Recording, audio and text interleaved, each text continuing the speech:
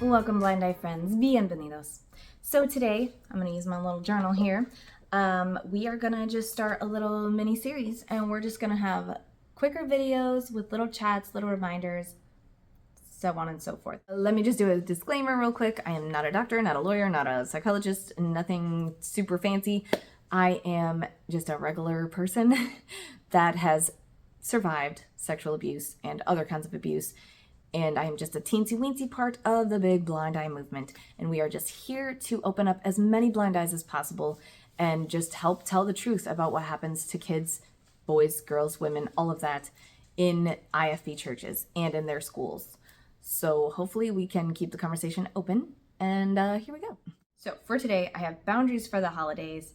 And we want to speak about what is true and what is necessary. And we want to keep it healthy and not toxic. Because I'll start with the first thing last. I'll start with the last thing first. Basically, we want to keep our friends and families in a healthy relationship, not a toxic one. We don't want to continue the cycle of abuse by just being like a toxic person and handling our abuse in, I guess, a negative way, if that makes sense. We want to be able to put ourselves first, mentally and physically and all of that, but in a respectful way, if that makes sense. So what we don't want to do is just blast everybody on Facebook and embarrass people or talk bad about people or, I don't know, be that toxic family member. What we can do though, what is necessary is that you can talk to your family about who you feel comfortable around and who you don't, who is a trigger of your abuse and who isn't.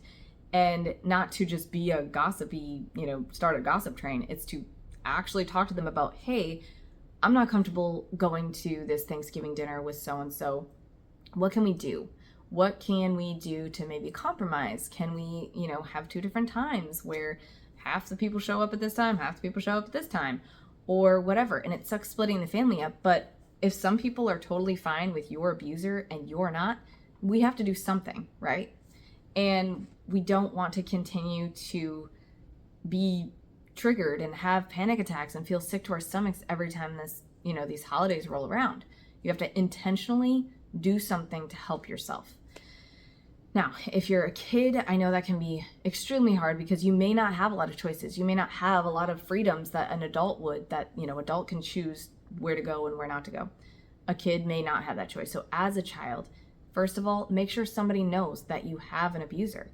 And if one person doesn't listen, go to a different trusted adult and let them know that something's happened to you. Obviously, if you've been abused at all, you can call 911 first. You don't have to wait to find an adult. You can just get on any kind of phone, call 911. Even if it's a cell phone that doesn't work. My husband was just reminding me of this, that if it's a cell phone that doesn't have a plan, it's on, but doesn't have a service, it can still call an emergency number. So do that if you've been abused by a family member. Or a friend or a church member, because a lot of people still go to church. A lot of people still have those get-togethers with close family friends that might be your abuser. So this applies to all of that. It doesn't matter where the gathering is. I'm basically talking about any holiday get-togethers that your abuser or an abuser in general is going to be there. Now, those are kind of two different things, but all of these can apply. We want to focus on what is true and what is necessary. So what is true? There's going to be get-togethers. What is not true? That you have to go, unless you're a kid. And like I just said, make sure somebody knows that you've been abused. So I'm mostly talking to the people that have a choice, I guess. And then for the kids, if you're seeing this video, then please get help. Please let somebody in your family know that you trust that there is a problem, because I'm sure, if your family loves you and cares about you, they will help you. And like I said, find somebody that you trust to get that taken care of, because that's super important. And then if your parents are aware of it, let them know the truth about your feelings. Don't just throw a fit, because what is necessary? Throwing a fit and just having a terrible attitude and kind of trying to sabotage the get-together, that's not necessary. What you can do is just tell them the truth. Tell them why you don't want to be there.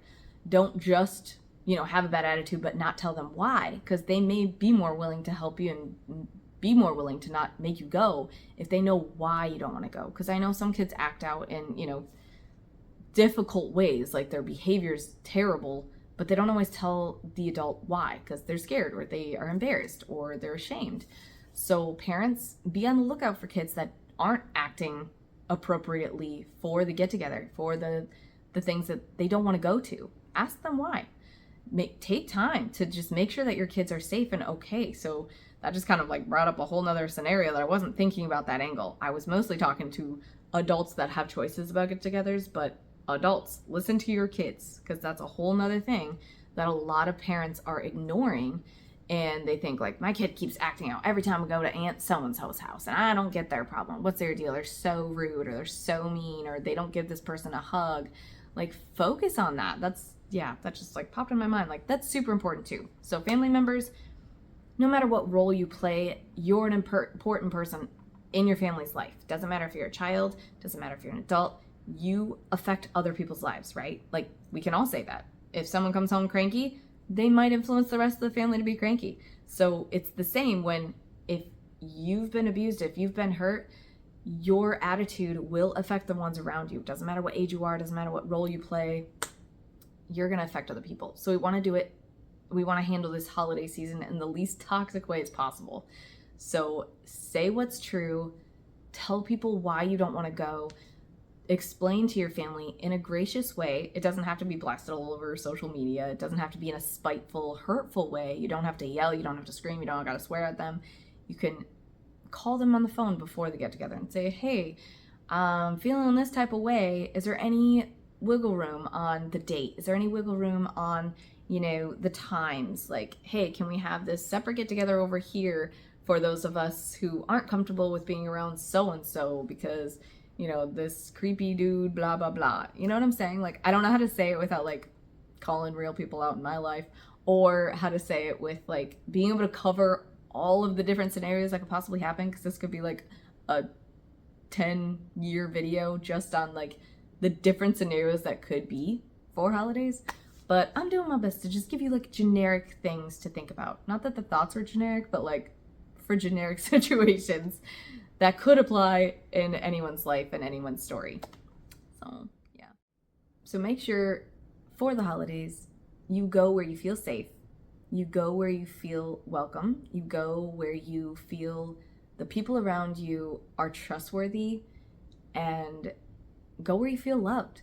Go where you feel safe. It doesn't matter if you had to, let's try to normalize the fact that not all holidays have to be on the perfect date. Not all holidays have to be with your blood relatives if they're the ones that hurt you. Does it suck? Yes. Is family super important? Of course it is.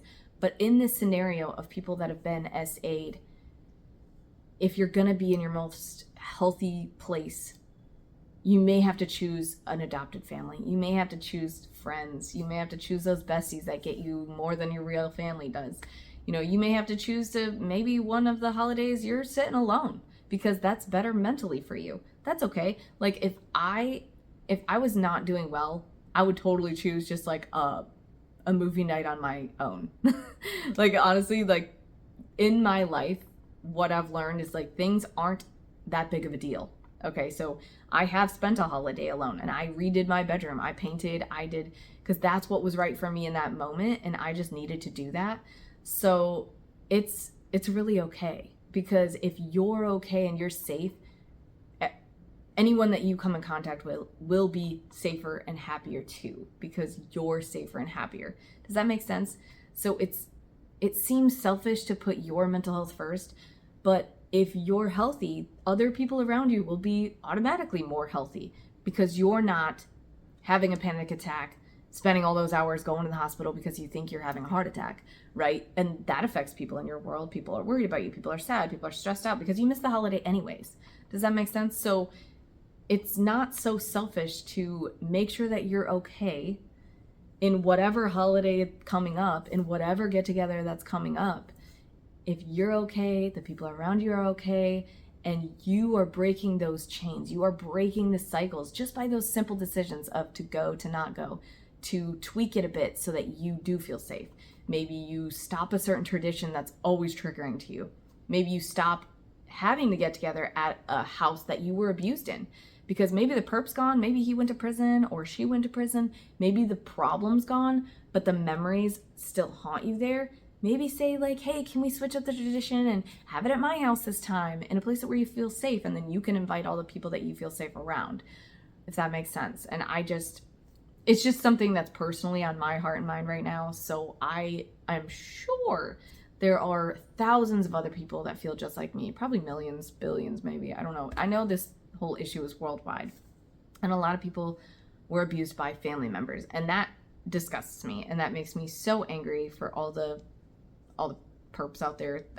It angers me, especially being a mom. You know, you're just like, oh, it's disgusting how much this happens. So I feel for you. I believe you, and we're here for you.